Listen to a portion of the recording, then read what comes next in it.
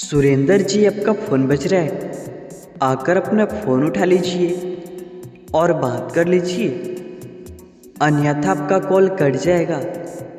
आप बात भी कर पाइएगा नहीं। 2-3 मिनट टाइम निकालिए, फ़ोन उठा लीजिए और बात कर लीजिए। सुरेंद्र जी, आप कहाँ पर चल गए? आपका रिश्तेदार बहुत ही देर से कॉल कर रहे हैं। 1-2 मिनट का टाइम निकालिए, फ़ोन उठा लीजिए और बात कर लीजिए। Surendra ji, please pick up the call. आपसे रिक्वेस्ट है, फ़ोन उठाइए और ढेर सारी बात कीजिए।